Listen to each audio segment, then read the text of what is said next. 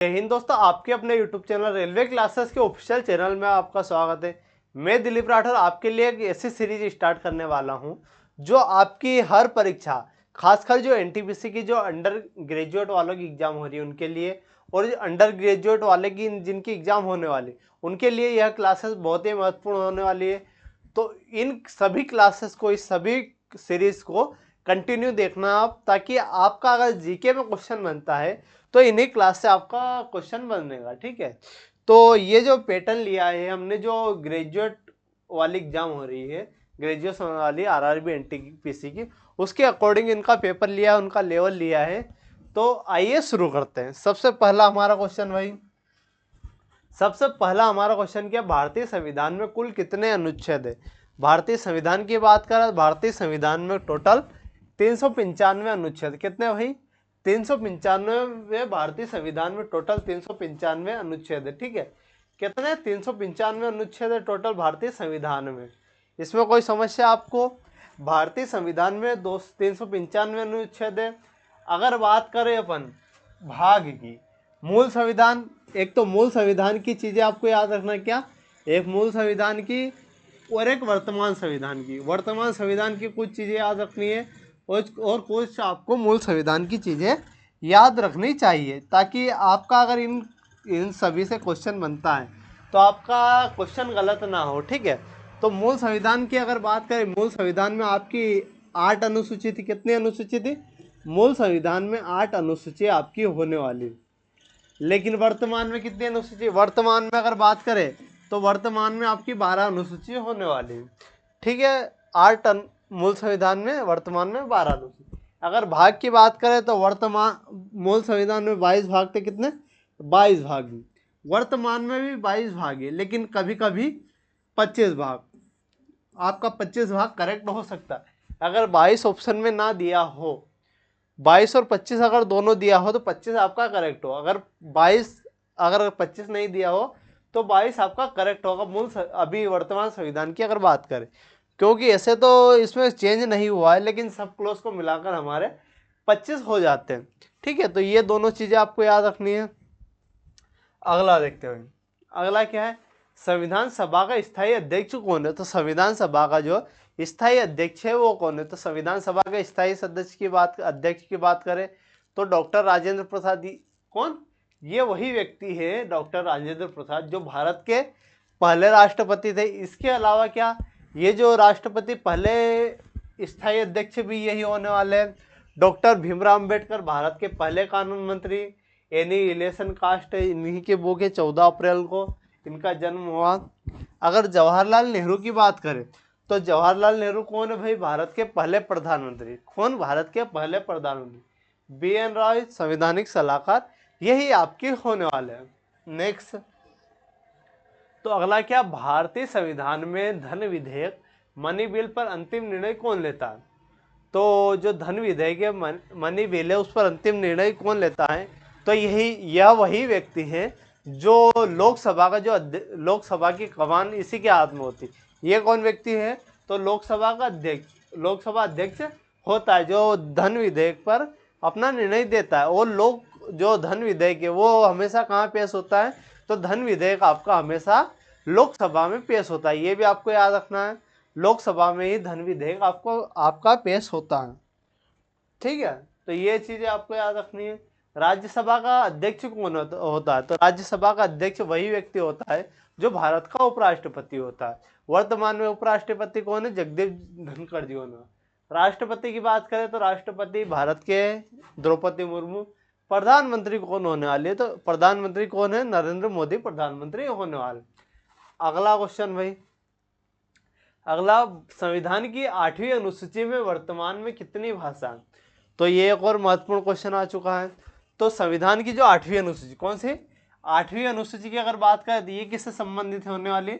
8वीं अनुसूची आपकी भाषा से संबंधित होने वाली। किससे संबंधित होने वाली भाई?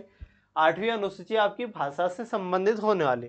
8वीं अनुसूची की बात करें तो इसमें मूल संविधान, इसमें भी 2 पॉइंट आते हैं आपके। मूल संविधान में कितनी भाषा थी और वर्तमान में कितनी भाषा? मूल संविधान में आपकी 8वीं अनुसूची में कितनी भाषा थी? वर्तमान में आपकी कितनी भाषा होने वाली?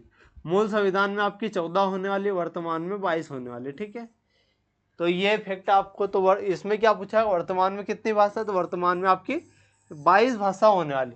ये जो 22 भाषा है, कितनी ऐड करी हमने, ऐड आपने कितनी करी, 6-8 भाषा ऐड करी। ठीक है, सबसे पहली भाषा 21वें संविधान संशोधन के द्वारा, फिर 71वें और फिर 92वें संविधान संशोधन। ठीक है, तो नमक, ये सभी भाषाएं तो थोड़ा कंफ्यूज हो सकते हैं, इसलिए ये आपको याद रखना है। अगला देखते हुए, अगला क्या, भारत का नियंत्रण और महालेखा परीक्षक। क्या, भारत का नियंत्रण और महालेखा परीक्षक की बात करते हैं, कितने वर्षों के लिए नियुक्त किया जाता है भारत का नियंत्रण और महालेखा परीक्षक, तो ये कितने वर्षों के लिए नियुक्त किया जाता है, तो ये 5 वर्षों के लिए नियुक्त किया जाता है। ठीक है, तो ये नियंत्रण और महालेखा परीक्षक हैं, ये 5 वर्षों के लिए नियंत्रित किया जाता है। वर्तमान में के वेणुगोपाल होने वाला, गिरीश चंद्र मुर्मू के स्थान पर। अगला क्वेश्चन क्या है, पृथ्वी के किस परत पर तैरता हुआ महाद्वीप सिद्धांत लागू होता, तो ये जो तैरता हुआ महाद्वीप सिद्धांत, ये किस परत पर है भाई, आपने सुना होगा कि प्लेट जो है वो, ये कौन सी प्लेट, जो महाद्वीपीय प्लेट है वो तैर रही और आपस में टकरा रही, तो ये किस में है भाई, भूपरपट्टी में होता है, क्रोड में होता है, या अपना किस में, मेंटल में होता है। तो ये होता कहाँ है, तो ये जो होता है कौन सा, तैरता हुआ महाद्वीप सिद्धांत, ये आपका लागू होता है आपका क्रस्ट में ही होता है। ठीक है, कहाँ होता है, क्रस्ट में। मेंटल अपना भाग होता है, मेंटल में पूरा लिक्विड भरा हुआ है, तो इसमें तो होगा नहीं, क्रस्ट में तैरता हुआ सिद्धांत आपका लागू होता है। नेक्स्ट क्वेश्चन भाई लोग, नेक्स्ट क्वेश्चन क्या है, भारत में सर्वाधिक वर्षा किस स्थान पर होती है, तो भारत में वर्तमान में सबसे ज्यादा जो वर्षा होती है वो कहाँ होती है, मासिन राम में। कहाँ होती है, मासिन राम में। इसके पहले चेरापूंजी में होती है। आपको एक फैक्ट बताना चाहूँगा कि जो अलग अलग स्थानों पर अलग अलग वर्षा होती है, सबसे कम वर्षा हमारे जो थार का मरुस्थल है, जैसलमेर राजस्थान वाला स्थान, वहाँ सबसे कम वर्षा होती है। ठीक है, इसके अलावा सबसे ज़्यादा मासिन राम में होती है। दार्जिलिंग की पहाड़ियाँ कहाँ है, दार्जिलिंग किसके लिए प्रसिद्ध है, तो दार्जिलिंग आपकी किसके लिए, चाय के बागानों के लिए प्रसिद्ध होने वाला। अगला नेक्स्ट क्वेश्चन भाई, नेक्स्ट क्वेश्चन क्या है, गंगा नदी की कुल लंबाई कितनी होती है, तो गंगा नदी की कुल लंबाई की अगर बात करें तो 25-25 किलोमीटर आपकी होने वाली, तो कितनी होने वाली है, 25-25 किलोमीटर आपकी गंगा नदी की लंबाई आपकी होने वाली है। ठीक है, अगला क्वेश्चन देखते हैं।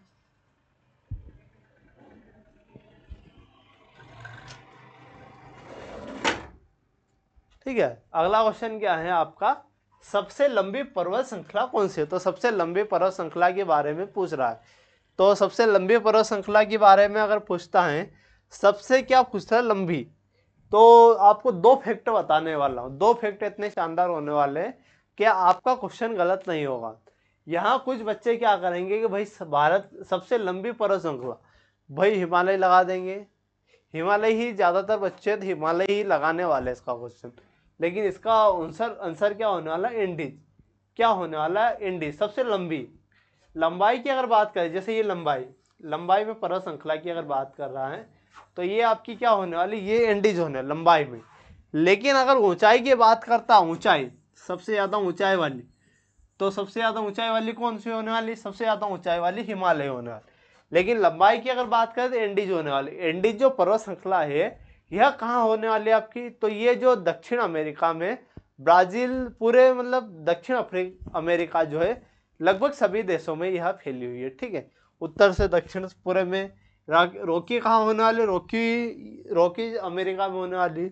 ठीक है, हिमालय तो आप सभी जानते हैं, माउंट एवरेस्ट इसी का भाग है हिमालय। ये सबसे ऊंची पर्वत श्रृंखला यही आपकी होने वाली है। नेक्स्ट क्वेश्चन क्या है, भारत के किस राज्य में थार मरुस्थल स्थित है, तो भारत के किस राज्य में थार मरुस्थल स्थित है, तो भी बच्चा बता देगा कि राजस्थान में है। ठीक है, राजस्थान में क्या है, थार जो मरुस्थल है वह राजस्थान में स्थित है। अगर गुजरात की बात करें, गुजरात में क्या, कच्छ के रण कहाँ है स्थित है, तो कच्छ के रण आपके गुजरात में स्थित है। मध्य प्रदेश की बात करें तो मध्य प्रदेश में क्या, भीमबेटका की गुफा है मध्य प्रदेश में। इसके अलावा पंचमढ़ी हिल हमारे मध्य प्रदेश में, ठीक है। और पंजाब को क्या बोलते हैं, 5 नदियों का स्थान को पंजाब आप बोलते हैं, ठीक है। तो मरुस्थल तो आपका थार कहाँ होने वाला है, राजस्थान में